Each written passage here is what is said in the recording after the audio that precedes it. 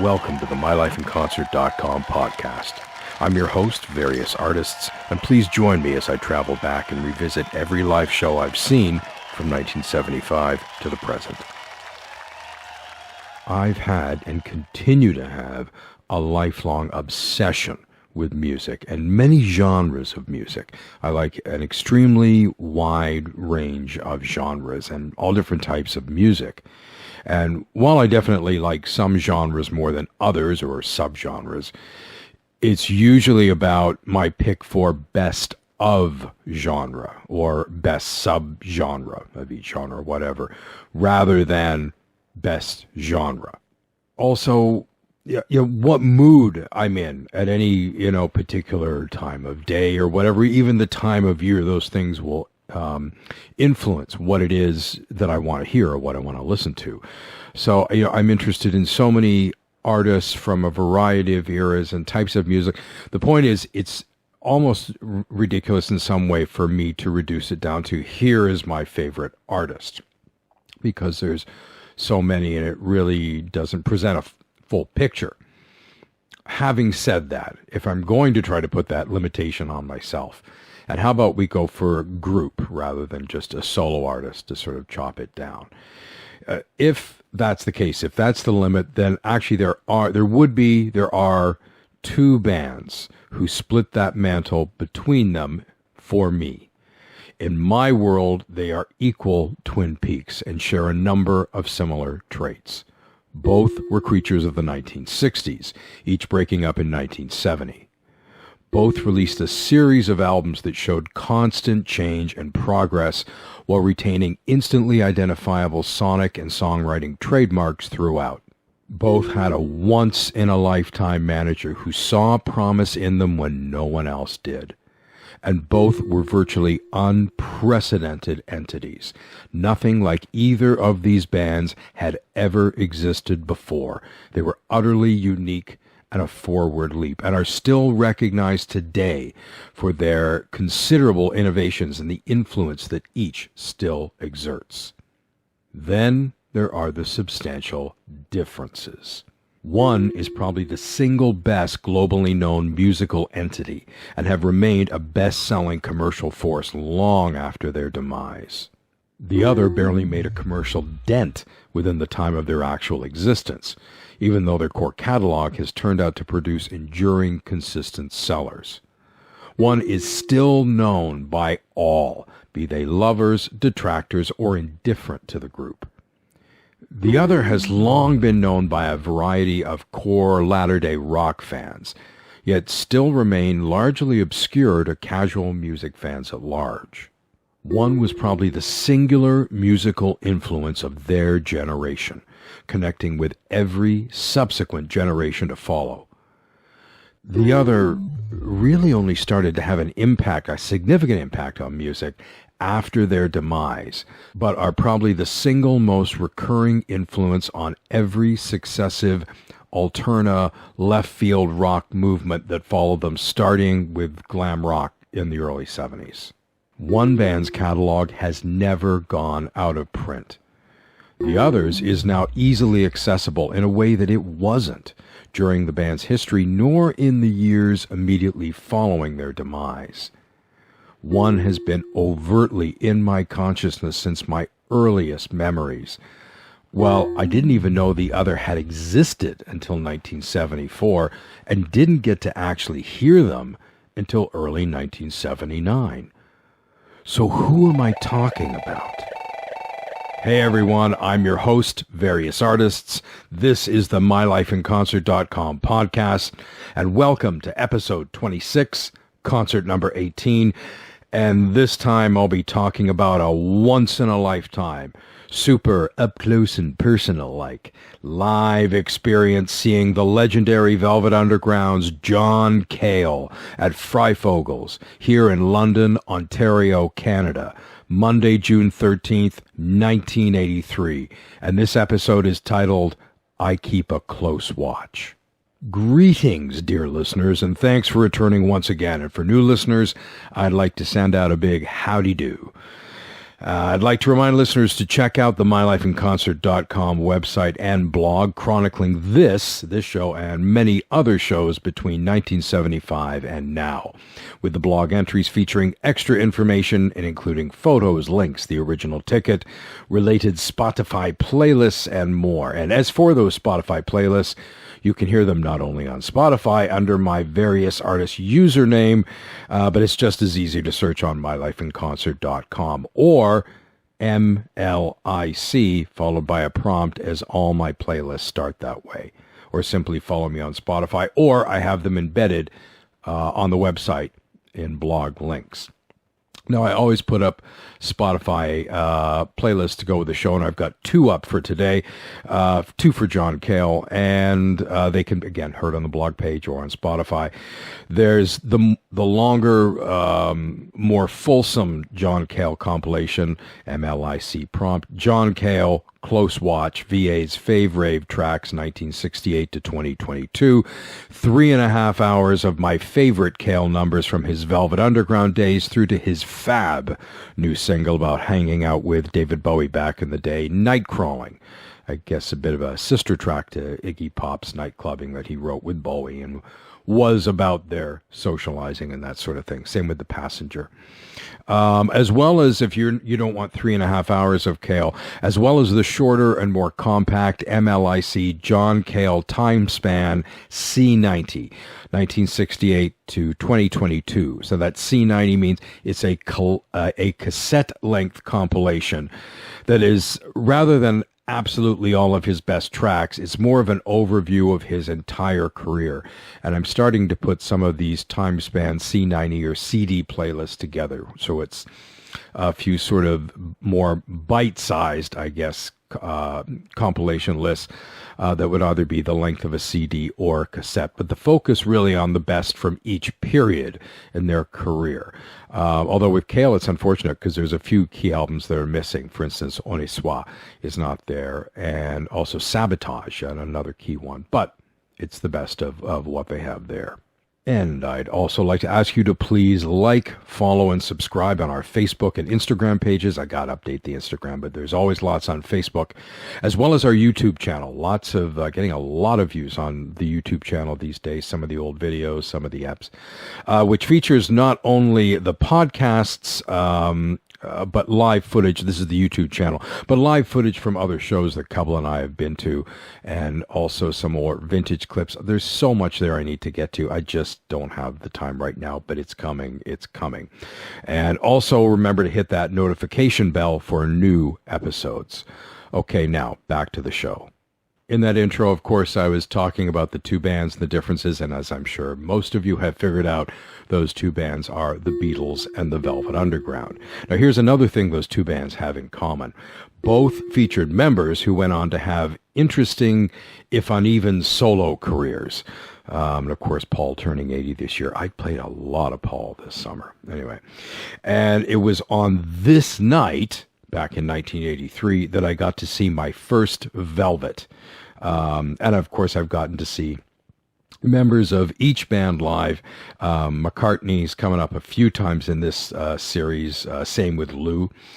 Lou's coming up many times. So while John Lennon and Paul McCartney were the Beatles' head of creative, it was Lou Reed and John Cale in the Velvet Underground, at least in the first few albums.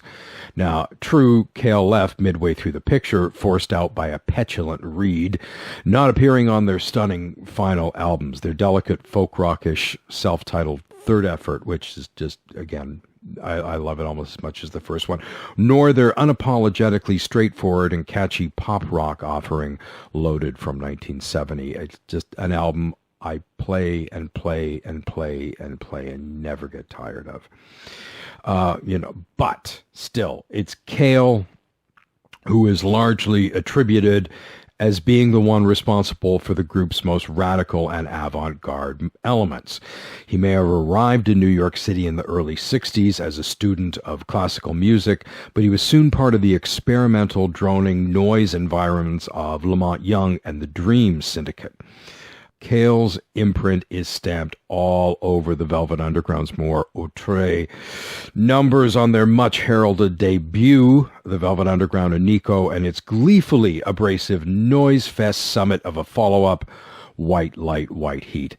Now, for those of you who read my blog or know me at all, know that my favorite album of all time, again, it's kind of tricky to pick just one, but it would be The Velvet Underground and Nico from 1967. And I have a top 15 albums list up with a long short list that followed that I put together back in 2010 over on Open Salon. And it was an open call, everyone writing in with their top 15. And it's from then, those choices, might change on different days, and some from the list below may come up. But I looked at it not too long ago. It's pretty much accurate. And the Velvet Underground and Nico is my favorite. And in the runners-up list, there's the third album and Loaded as well. And I love White Light, White Heat as well, like the four classic albums. And, especially with White Light, some of the other ones are more melodic, especially after Cale had gone. But, White Light, White Heat in particular, no matter how much tastes change or things change, that album will never be mistaken for easy listening. Plus, and going back to the Velvet Underground and Nico, we're also talking about one of the all-time greatest album covers. And I'm a Warhol nut. It's my favorite artist. I've had a lifetime of being fascinated by his work, his world. Even though Robert hates Warhol, but I do have an interview with Robert Margoloff in my My Life in Conversation section on the site, and he produced Chow Manhattan, the Edie Sedgwick movie. And of course, Edie had been with Andy before. So if you're into all that, please check out my interview with Robert. He was he doesn't have a lot of love for Warhol. Edie was a great friend, but Robert was a great guy. He has so many amazing things to say. And that whole world, the whole Warhol world from the 60s, the factory, everything that was going on there has long been an absolute fascination for me. On that note, one big treat was back in, I think it was 2009. Cublet and I went to see this amazing show at the Musée des Beaux-Arts in Montreal, Andy Warhol Live. And it was a show all about Warhol's connection to music, both as an artist and as audience. And they had one room where it was in all these plastic sleeves slid in these plastic sleeves that you could walk and see on either side. One was all of the album covers Warhol had ever created going back to the 50s, or album covers that had used his images.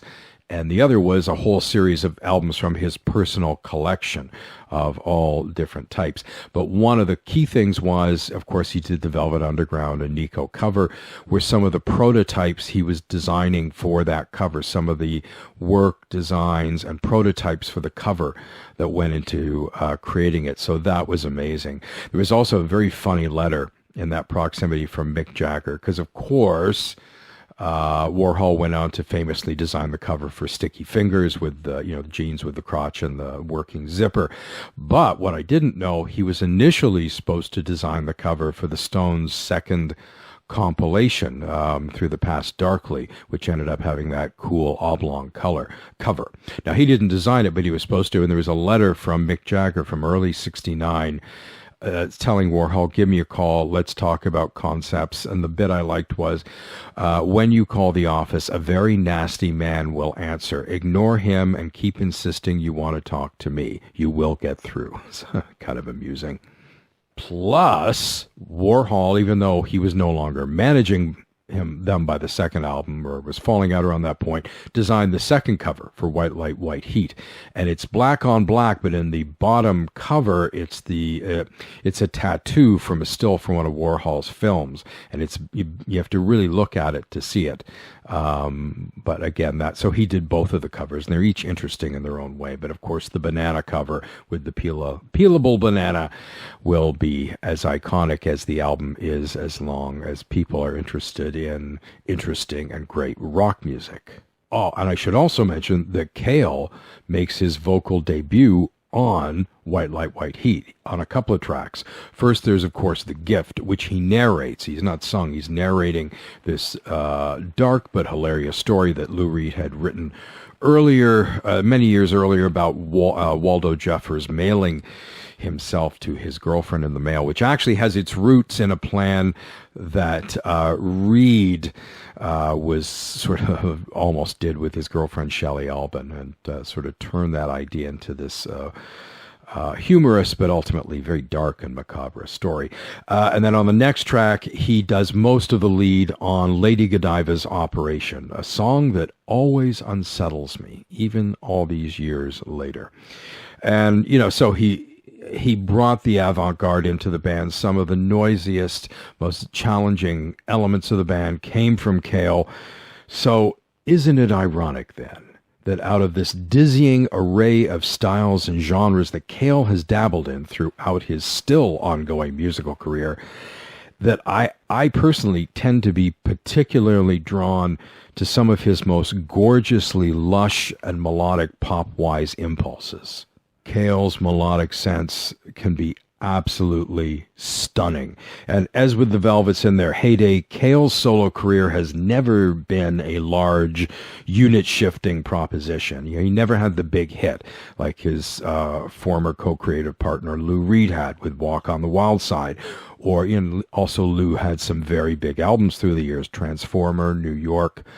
They come to mind, Rock and Roll Animal, not my favorite, but it was a very big album. And Cale never really had the hit album or single on that level. As for Lou, I'm not going to say much more about Lou. As I mentioned, he's coming up several times in this series, so I'll talk more about him then. But as for Cale, and Cale not... Cale's got an audience, he's got success, he's done well, he's been an amazing producer, which we'll get to.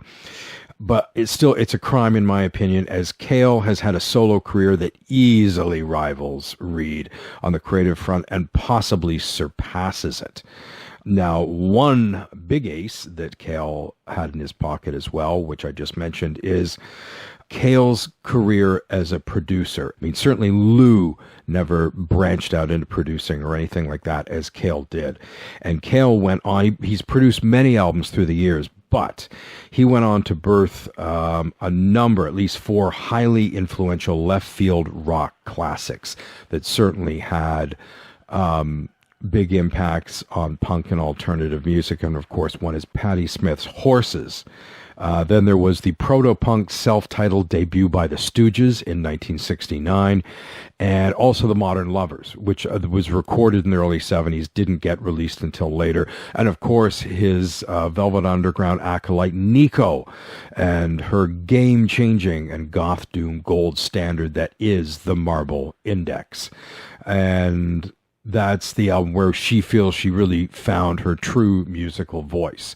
And when you think of Nico and her music, love it or hate it, it's very distinct, and that's the album where it comes into her own. Having said that, boy, I love Chelsea Girls, but she did a lot of incredible work and really defined her sound on those albums, starting with that one with Cale. He went on to produce a few more for her as well. As for these albums overall, the impact, none of them were massive sellers, but the impact is incalculable. I mean, with Horses, that's essentially ground zero for 1970s punk rock albums. And I've written about the 2 times I've seen Patti, and they're coming up down the line. Number 84 from 1995, which was her return to live performing. Very lucky to see that. And 174, an amazing double bill with Neil Young and Crazy Horse. And then I saw her again at the Ottawa Folk Festival a few years later. That's coming up down the line. And of course, you have the Stooges, and Iggy's coming up. I've actually done 2 episodes on Iggy, episode number 9 and the Police Picnic 81, and number 14 was an insane Iggy Pop concert from 1982. And down the line, number 48 is a show from 1988, and that was the best one I saw him play. So he's coming up. And it also must be significantly stated that it was Cale who originated an arrangement of Leonard Cohen's Hallelujah that has been the template for most of the best-known versions of the song covered in the last 20 years. And I love Leonard. And of course, I've already done a show on him. He was one of as I started the series, I looked at one show from each decade, and that was my show from last decade, the 2010s. Leonard Cohen back in 2011, 2012. And that's number 175. That was the show after the Patti Smith and Neil Young show. But as much as I'm a Leonard nut and love his work, I actually prefer Cale's version, and K.D. Lang's version are my favorites over Cale. Because also various positions, I'm not big on the production. There's so many great songs on there, but that's an album I wish I could go in and remix. But I've made more of a peace with it these days. But anyway, that version, because Cohen wrote several versions of that song. It's a little bit different from the one on Various Positions. The one that Cale plays, that's the one that everyone tends to perform. So that's not a small note to Cale's history. Now, in terms of his own long and deep solo and collaborative career and that whole series of albums that he's made going back decades, when you look at what he's done, it's been all over the map. Just start with his first 5 albums. Even there, it shows you what an aesthetic fidget Cale has been. Now, he kicked off his career at Columbia Records. His first 2 albums were with Columbia. And his first album was Vintage Violence in 1970, which is an album, I guess, among his following.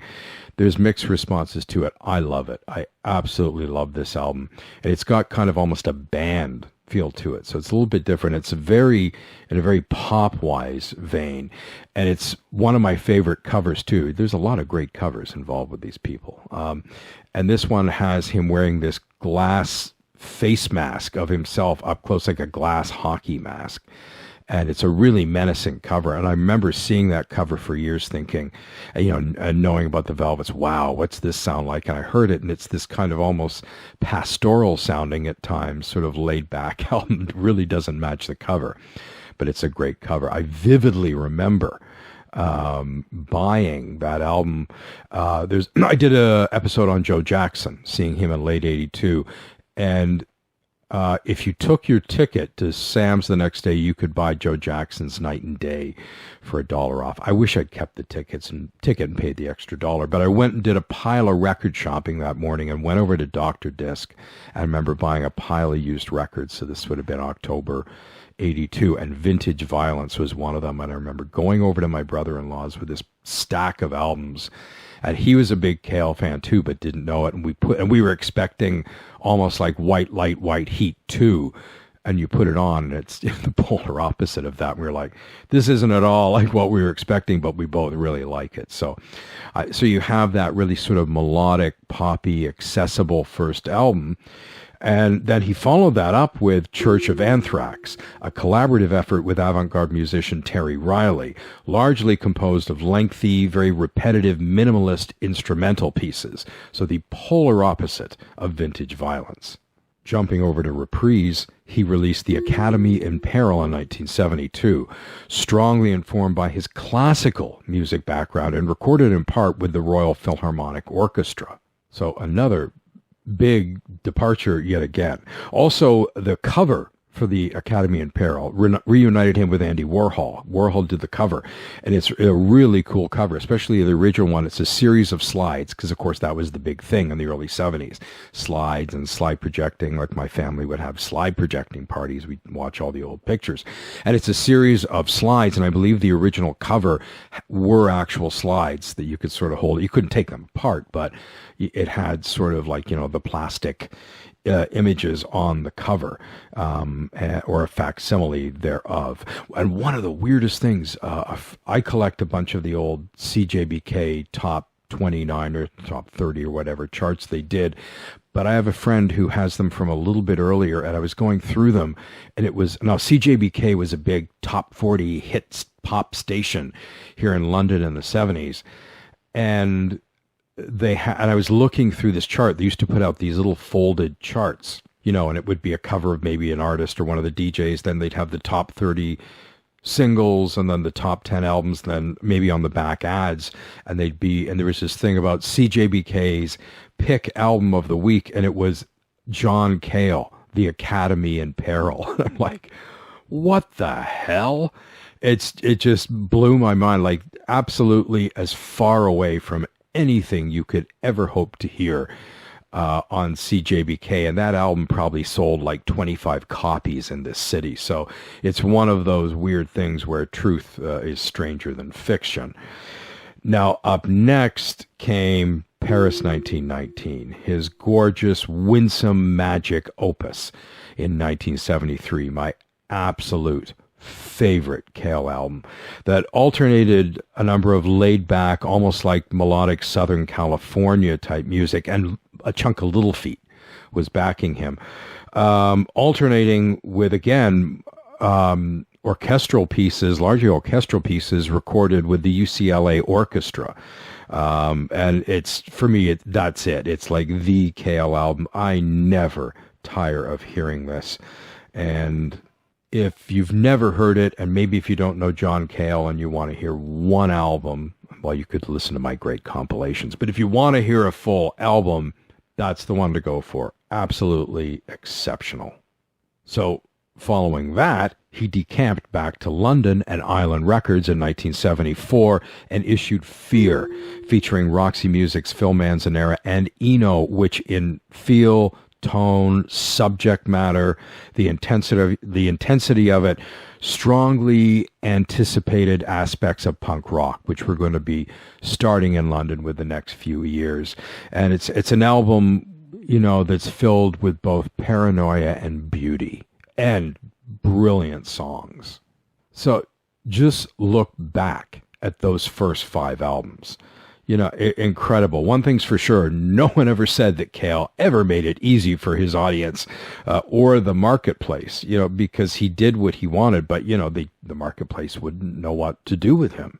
And there's so much dichotomy in his music because there's always a darkness that tinges even Cale's sweetest moments, coupled with a warm, slightly off Welsh baritone that's welcoming to me, but I know some people say it's unsettling. I love his voice, but there is that unsettling element in it. And so even when he's sweet, there's a bit of that darkness. Meanwhile, most of his most adventurous or harsh recordings of the more out there stuff are often aligned with a sense of discipline or melody that render them as perhaps a little too reined in for those really into like the heavy experimentation or noise nicks. So basically, all of this is colluded to leave him in a bit of a no man's land, sort of not like always a little bit too unsettling for the mainstream, but maybe a little too tidy for people who are looking for extremes. And it sort of rendered him firmly in the margins, even when he's been creating music that truly deserved a larger audience. Paris 1919 is a perfect example. So I'd known of Cale and seen his albums around. I didn't know a lot about him, and I didn't get to hear him until early 79. That's when I was finally played the Velvet Underground. And I understood, this guy was in the Velvet Underground. I knew Lou Reed was. I knew that John Cale had been part of the Velvet Underground, but I knew of his albums, but I'd never heard of him, and I didn't know a lot outside of that.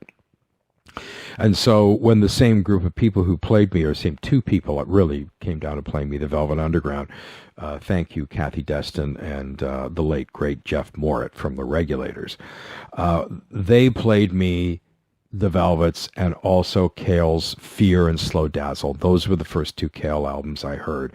And it was love for, of course, both band, but also Cale's solo work.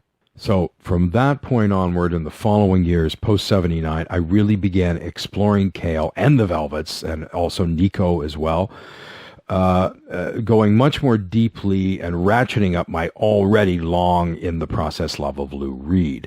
Now, 1982 was a key year because that was the year 2 big things happened. That was the year that the Velvet Underground and Nico was reissued, finally, over in North America. There's parts of the world it had been available, but not here. Now, it didn't have the peelable cover. The gatefold was gone, but finally, in May, the spring of 82, you could walk into a record store and buy the Velvet Underground and Nico, which I did. And that whole summer, it was myself and almost everyone else I knew, because finally we could have that album. Plus, many people who maybe didn't know of the album heard of it because it created such a wave, and it dovetailed perfectly with the release of Edie, An American Biography, a book by Gene Stein and George Plimpton, an oral history of the Warhol superstar and the surrounding 1960s factory scene, the book about Edie Sedgwick.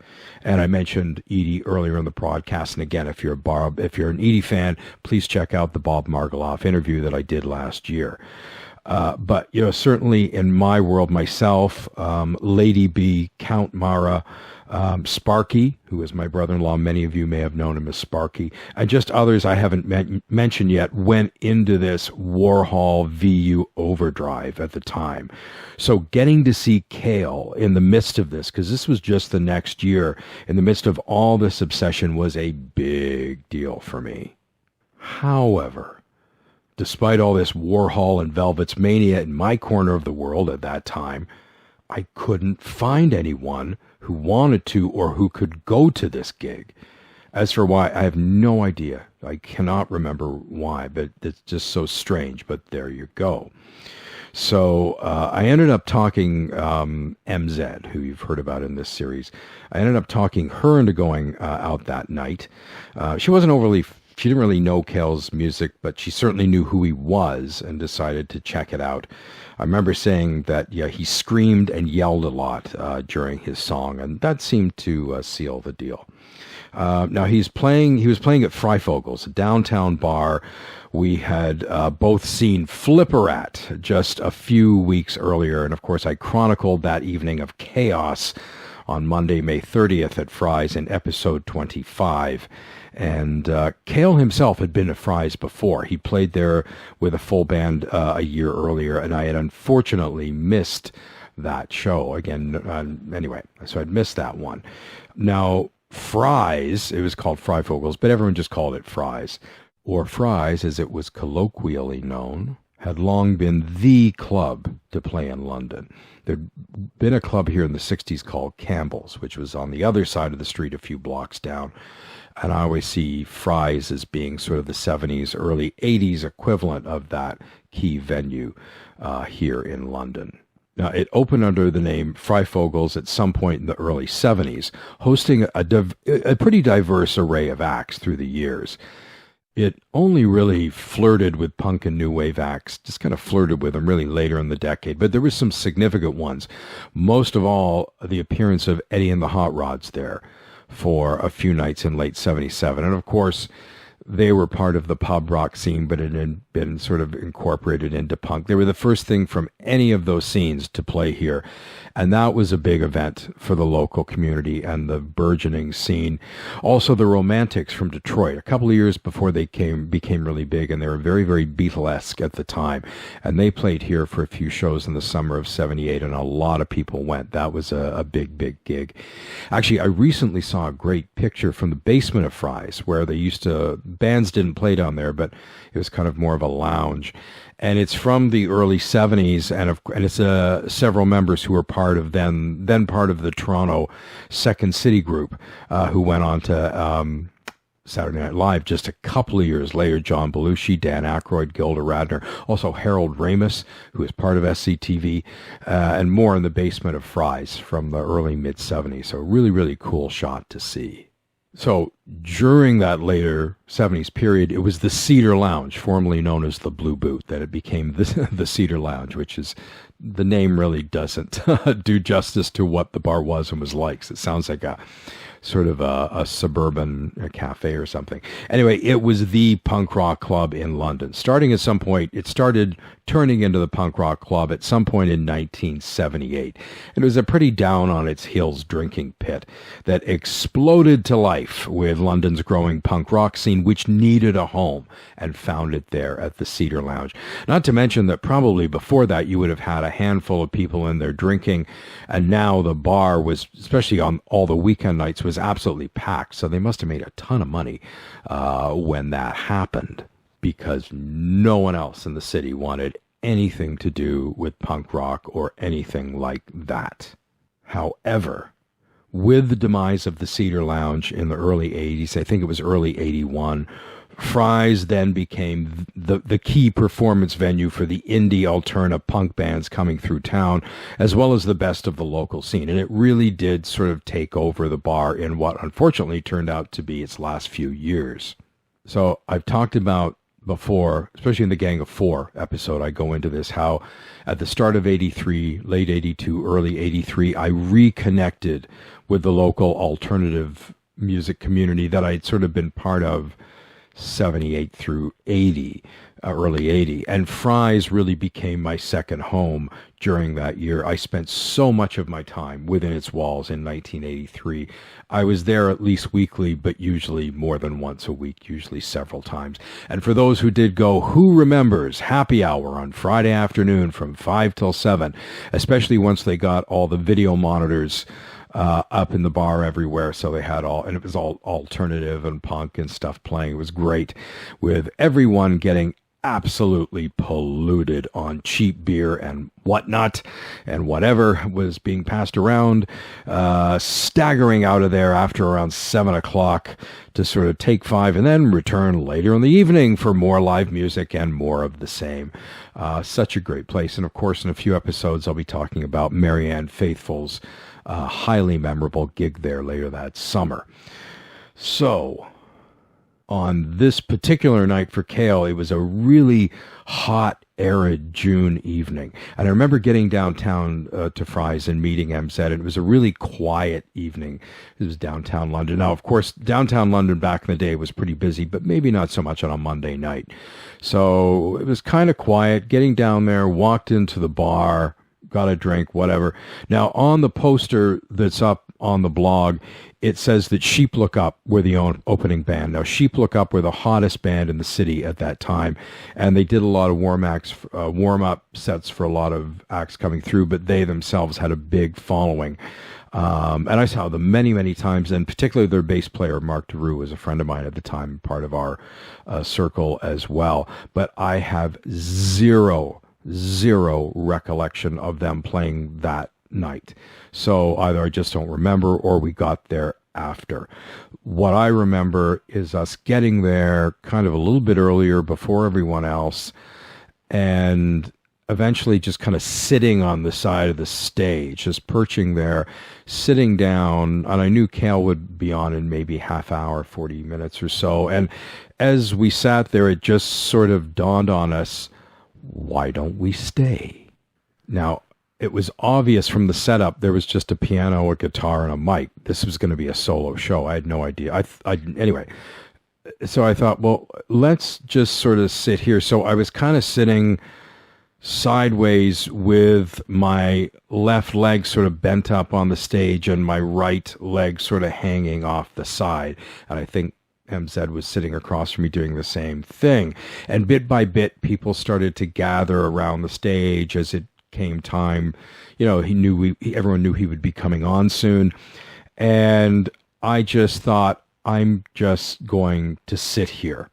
Now, what I had been anticipating that evening, I was expecting something along the lines of a partially incoherent and really bad-humored Cale, backed by a, say, moderately junked-out group of musicians running through occasionally shambling takes of his most recent material, as standard hostile bromides were thrown around between act and audience in between numbers, maybe a little bit more of the flipper show. And I thought this owing to having seen some recent interviews with Cale where he was looking kind of rough, and because there was this really strong, sort of hard, anti-nostalgia vibe in those days, precluding I figured it would preclude the performance of a lot of older, less aggressive material. He had done that album, Sabotage, the live album, and I was kind of expecting something like that, but more extreme based on some of the interviews I had seen. Well, when I get something wrong, I don't do it by half. My expectations weren't even close, thankfully. I was already having a rethink about how the set, might play out. because clearly it was going to be a solo set when sure enough Cale walked on stage alone, sat down with his acoustic guitar, and to my astonishment and thrill began the night with a faithfully performed version of Amsterdam, probably my favorite Cale song ever from Vintage Violence, and one which I had been obsessing over the previous year. And now while he kicked off with that, it was like something from a dream. I couldn't believe my luck. Now, I have to interject here and give a big thank you to Bonds Billy over in the UK. Now, he runs an amazing John Cale unauthorized Facebook page. If you're a Cale fan, go there, become part of the group. It's a great site. And he reached out to me. I posted something about Cale and a while back, and through him I was able to hear a bootleg of This Evening, and it's not a great bootleg and people are talking, it's near the back, but when you listen to the performance, it's every bit as amazing as I remember.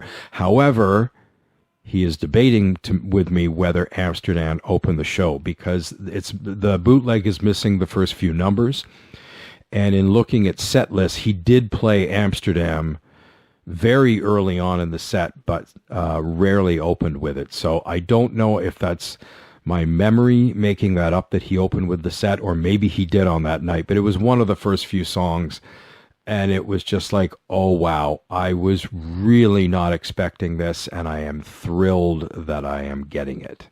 Now, by this point, by the time he was on, Fry's was packed, and the informal, low-key vibe carried on right through the night. Yeah, and everyone pushed forward when Cale appeared with a fence of human bodies wrapped around the front of the stage, with MZ and I perched in the center stage, askew on its edge.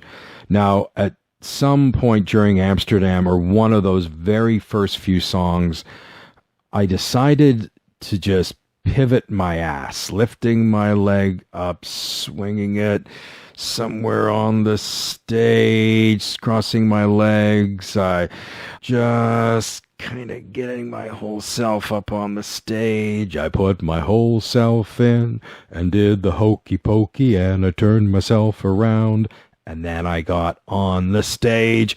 And so I'm sitting there cross-legged now directly in front of John Cale. Like, we're talking 2 feet in front of John Cale. 5 feet when he switched to keyboards. And he didn't seem bothered. And so there I sat for the rest of the show. And I recognized in that very moment how this was a once-in-a-lifetime opportunity, and I wasn't about to budge.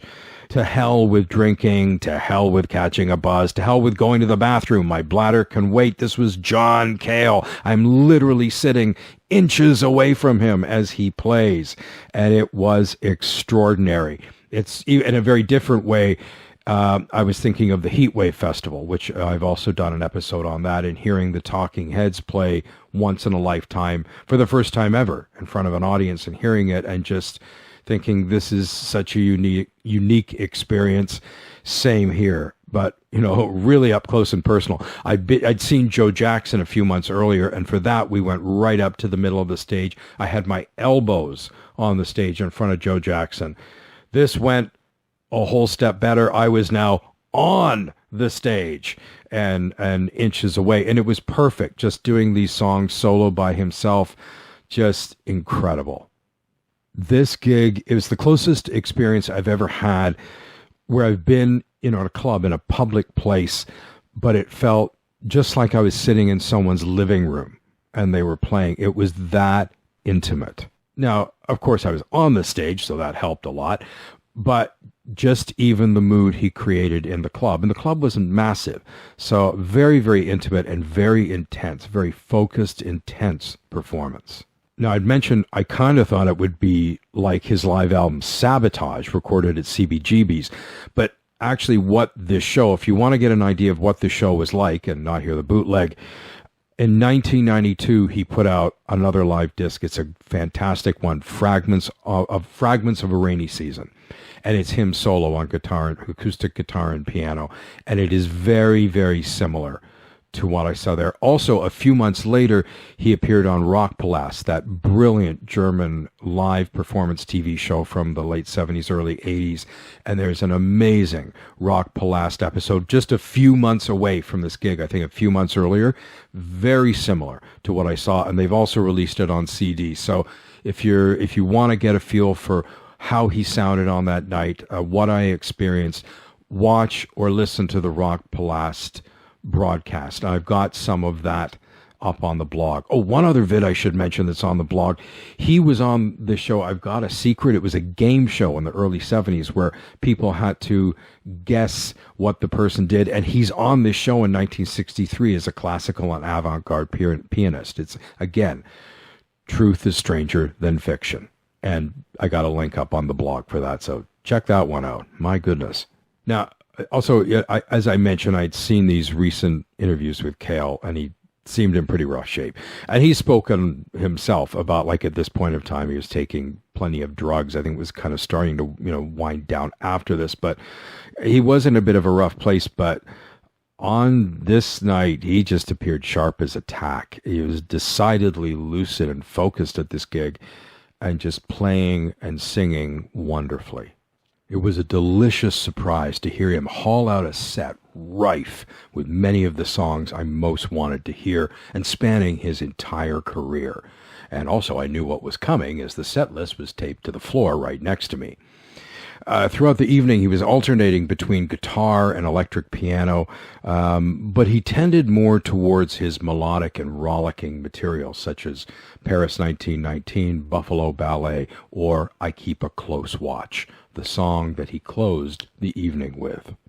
But he also pounded the ivories and became sufficiently unhinged during passionate takes on Fear, Guts, and Leaving It Up to You. Now, the conclusions of these three songs fulfilled my promise to MZ that he'd be screaming away at some point in the evening. And that also happened on the Battle of Cable Hogue, as well as his cover of Heartbreak Hotel. Now, having re-listened to most of the gig, just the first few songs are missing. Sadly, Amsterdam among them. It was still great to hear most of the set. And in a re-listen, I was particularly impressed by his performances of Paris 1919, Buffalo Ballet, Leaving It Up to You, Thoughtless Kind, Cable Hogue, Guts, Fear, and then a great run-through of the Velvets, I'm Waiting for the Man, which received a big response. I went on to see Cale a second time in 1986, and actually Mark DeRue, who I mentioned earlier from Sheep Look Up, he played bass with his band that night, so that was really, really cool. And that's coming up as concert number 37. But I've got to say, when it comes to live performance, be it in the flesh or with his live albums, I prefer Cale on his own than with a band. I've seen him with the band, he was good, but there's just something richer and more magical about him when he's up there on his lonesome. Although having said that, also up on the blog entry is this brilliant version of Paris 1919 recorded at the Paradiso in Amsterdam around, I think, 1990 or something like that, with a full orchestra. It is just brilliant. So, MZ did indeed love the show and was glad she came out, with both of us leaving as very satisfied and particularly chuffed customers, given that rare proximity we'd lucked into. And we also left Fry's that night in a rare state of relative sobriety, owing to our inability to get at the bar. Once you're on the stage, I'm not leaving there to get a drink. I'm going to lose my place. So unlike my last big gig night there at Fry's for Flipper, tonight there was no drama and silliness, just great music. Well, this wraps up my look back at John Cale's solo show at Fryfogle's on June 13th, 1983 in London, Ontario, Canada. Now, this John Cale concert really marks a run of 6 shows in a row. 6 extraordinary shows that I'll be looking back on and exploring over the next 4 episodes, plus this one today, of course, where each show is particularly special or unique in some ways. Now, 2 were at Fryfogle's, the one today, John Cale, and the other being Marianne Faithfull, which was in August of 83. That's coming up soon. Then there were 2 at C&E Stadium in Toronto, specifically Police Picnic 83, the last of the police picnics, and more on that in just a moment. And then probably the most anticipated and thrilling concert experience of my life, namely my first time seeing David Bowie with Rough Trade opening. And then finally, there's 2 more shows that will be discussed in a single episode, looking back at an insane trip that a bunch of us took to New York City for a few days in the fall of '83, and seeing the Circle Jerks and Psychic TV on separate nights. Now, of course, there's going to be more coming up after that, plenty of great shows and stories on future gigs, but this is a particularly memorable stretch of shows. So, up next, it's the 3rd and final Police Picnic on August 5th, 1983, once again at CNE Stadium, as well as the 4th and final consecutive summer for me to be attending a huge open-air festival. Now, while the first fest in 1981 ran over long, but was otherwise ran pretty smoothly, except for the band not being so great at the end of the night, the 1982 edition was the worst concert experience of my lifetime, even if the music was good, and I've already covered those off in episodes 15 and 17. Now, one of the worst aspects of that day was an extended and very nasty experience with an obviously bad substance. Well, the 1983 edition also involved an unexpected substance experience, although this one was brilliant. For this episode, not only will special guests, also known as Phil Robinson, be rejoining me to look back on this day, his pal from back in the day, Noel, also joins us for this episode. Now, the 2 of them went to the show with a few other people, went with a group of people, and Phil and Noel reconnect in this episode, talk face-to-face, well, online, for the first time since the 80s, and help each other piece together their experiences from that day. So it's another first for the podcast, a 3-way interview and reminiscence. Please return next time, dear listeners, for a euphoric day of great music, accidentally taking narcotics, being trapped in a revolving door, smashed porcelain smokers on Queen Street West, and a goodbye to the tea-drinking police, who, in that moment, were in synchronicity with the world, as I bring you episode 27 and concert number 19, Walking on the Moon, Police Picnic 83, featuring the Police, Peter Tosh, James Brown, King Sunny Ade, Blue Peter, and The Fix, at CNE Stadium, Toronto, Ontario, Canada, Friday, August 5th, 1983. I'd like to send a merci beaucoup to those of you both new and returning for taking the time to listen. Please remember to check out the mylifeinconcert.com website for the original 2011 blog entry that I wrote for this concert, and it also features links to videos and music. It's got the playlists, personal ephemera, all of the following, and a poster for the gig as well. There's also lots of entries on other shows spanning the 70s through up until now, so please visit and enjoy. Also remember to like, follow, and subscribe on our Facebook, YouTube, and Instagram pages, and please leave your memories of any of the gigs I'm writing about on the platform of your choice. Also a reminder to check out my John Cale Spotify playlist that I put together for this episode. There's the long playlist, MLIC prompt, John Cale, Close Watch, VA's Fave Rave tracks from 1968 to 2022, 3.5 hours of my favorite Cale songs from his Velvet Underground days through till now, as well as the shorter, more compact MLIC, John Cale Time Span C90, 1968 to 2022, a cassette-length compilation that is an overview of his whole career with highlights from all the different stages rather than just maybe all the biggies from the 70s. So thanks once again for listening. This is your host, Various Artists, signing off, and we'll meet up at the next concert. See you then. Bye for now.